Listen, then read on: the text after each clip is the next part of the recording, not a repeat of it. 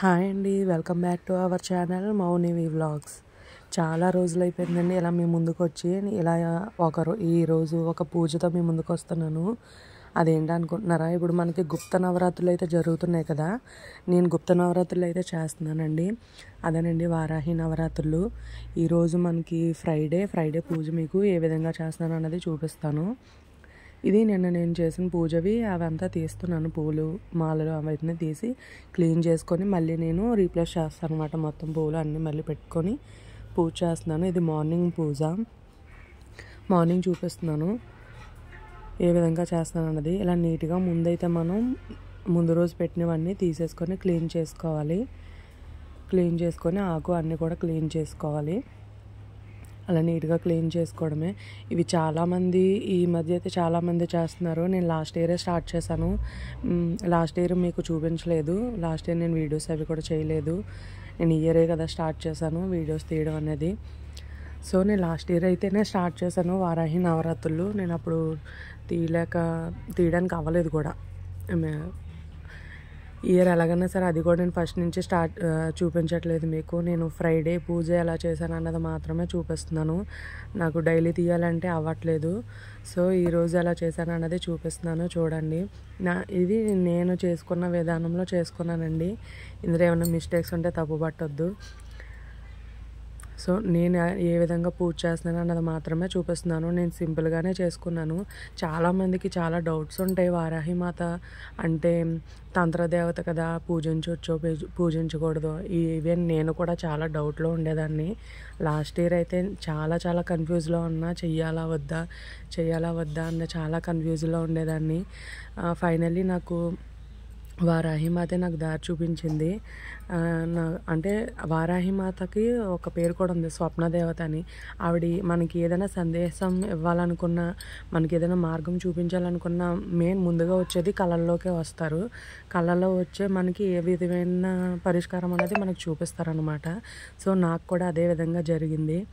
Last year నేను చేయాలా వద్దా అన్న కన్ఫ్యూజన్లో ఉంటే నాకు కళ్ళలో వచ్చి వరాహ రూపంతో కళ్ళలోకి వచ్చి మా ఇంట్లో అయితే అడుగు పెట్టింది అమ్మవారు. నీలిరంగు కిరాత వారాహి మాత ఏ విధంగా అయితే ఉంటారో నీలిరంగులో, అదే నీలిరంగులో వరాహ రూపంతో మా ఇంట్లో అడుగుపెట్టింది. నిండుగా కాళ్ళకు పట్టీలు, పారాని అన్నీ నిండుగా నగలతో వచ్చిందనమాట. నాకు అప్పుడే అర్థమైంది, ఓకే నాకు సంకేతం ఇచ్చింది, నువ్వు చేసుకోవడానికి అర్హురాలు అని చెప్పేసి అనుకున్నాను. లాస్ట్ ఇయర్ నేను అప్పటి నుంచే కంటిన్యూ చేస్తున్నానండి. నాకు ఈ నవరాత్రులు వస్తే చాలా హ్యాపీ. నాకు చేసుకోవడానికి చాలా హ్యాపీగా ఉంటుంది. చాలా ఇంట్రెస్ట్గా చేయగలుగుతాను.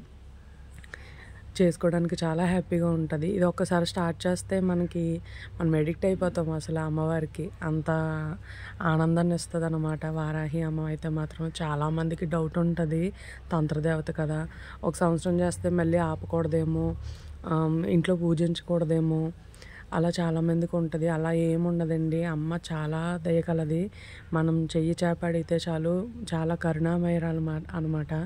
చాలా తొందరగా కరిగిపోతారు. మనం చెయ్యి చాచి అడిగితే చాలు, అమ్మ అని పిలిస్తే వెంటనే పలికే అమ్మ అనమాట. నేను చాలా రిజల్ట్స్ అయితే చూశాను అమ్మవారిని పూజించిన తర్వాత. అంటే రిజల్ట్స్ అని కాదు, మీకు చెయ్యాలి అని అనిపిస్తేనే చెయ్యండి. ఏదో రిజల్ట్స్ వచ్చేస్తాయి, వెంటనే కోరికలన్నీ తీరిపోతాయి అన్న విధంతో మాత్రం అస్సలు చేయొద్దు. కోరికలు ఒక చిట్టా పట్టుకొని మాత్రం అస్సలు చేయొద్దు. అమ్మవారిని పూజించుకోవాలి, అమ్మవారికి దగ్గరగా ఉండాలి అన్న ఉద్దేశంతో మాత్రమే చేయండి. ఏ కోరికలు తీరిపోతాయి కదా, ఏవి చేస్తే అన్నీ తీరిపోతాయి, ఆ ఉద్దేశంతో అసలు చేయొద్దు. మనం అమ్మవారి దారిలో వెళ్ళామంటే మన కోరికలు తీరిపోయినట్టే. అదొక్కటి మైండ్లో పెట్టుకోండి అంతే. నేను ఇక్కడ 5 దీపాలు ఎందుకు పెట్టానంటే అమ్మవారికి 5 అంటే చాలా ఇష్టం. 5 నెంబర్ అన్నది చాలా ఇష్టం. సో నేను 5 దీపాలు నెయ్యి దీపాలు పెట్టుకున్నాను. నెయ్యి దీపాలు పెట్టుకోవాలి. మనం మధ్యతరగతి వాళ్ళం కాబట్టి నేను చిన్న దీపాలే పెట్టుకున్నాను. పెద్దవి పెట్టలేదేంటి, మట్టి దీపాలు పెట్టారేంటి అనేసి మళ్ళీ క్వశ్చన్ చేస్తారు, కామెంట్ చేస్తారు. సో నేను ముందే చెప్తున్నాను, నా స్తోమతకు తగ్గట్టు నేను పూజించుకుంటున్నాను. ఓకే, ఇది రాగి చెంబు పరిహారం అంటారు కదా, రాగి చెంబు పరిహారం అనమాట. నేను ఇది ప్రతి ఫ్రైడే చేస్తాను.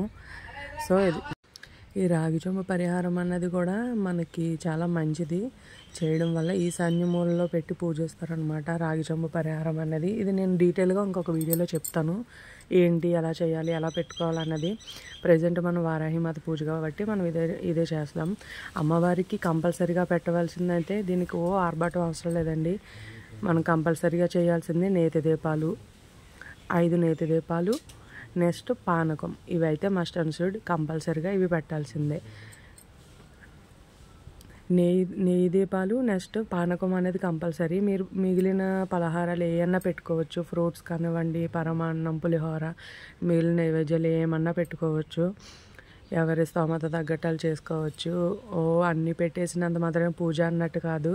అమ్మవారికి ఏవి ఇష్టమో అవి పెడితే సరిపోతుంది.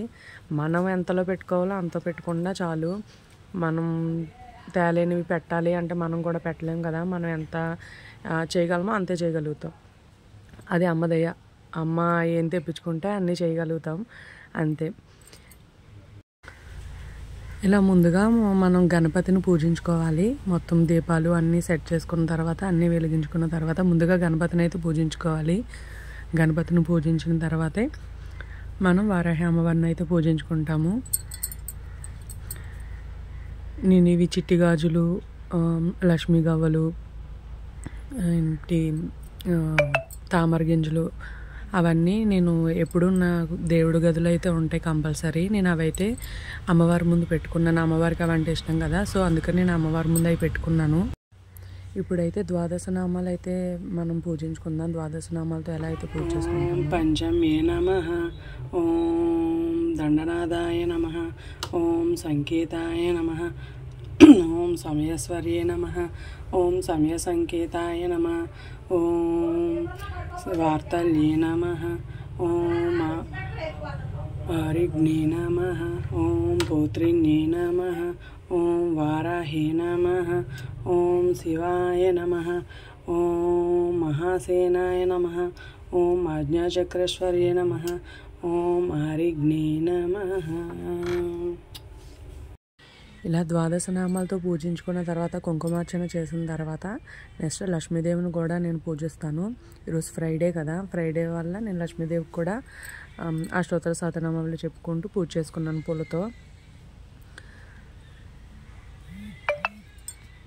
సో నా ఫ్రైడే పూజ అయితే ఇదండి. ఇలా లక్ష్మీదేవిని వారాహి మాతకి పీఠం పెట్టడం వల్ల కొంచెం ఇరుకుగా అనిపించింది. నెక్స్ట్ నేను వేరే పూజ చేసినప్పుడు మీకు మొత్తం డీటెయిల్గా చెప్తాను. వారాహి అష్టోత్తర శతనామావళి ఎలా చేసుకుంటానో చూద్దాం.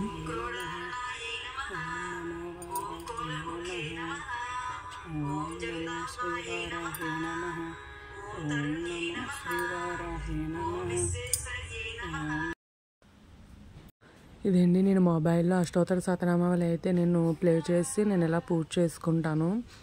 మనకి ఇవి బుక్కుల విధంగా బయట అయితే దొరకలేదు ప్రెజెంట్. అవి దొరికినప్పుడు నేను డైరెక్ట్గా మామూలుగా చదువుకొని అయితే నేను చేయగలుగుతాను. సో మనకి ఇప్పుడు ప్రెజెంట్ అయితే అది లేదు కాబట్టి నేను మొబైల్లోనే పెట్టుకుని ఇలా అష్టోత్తర శతనామావళి అష్టోత్తరాలు అయితే నేను పూజ చేస్తున్నాను ఇలా పూలతోటి.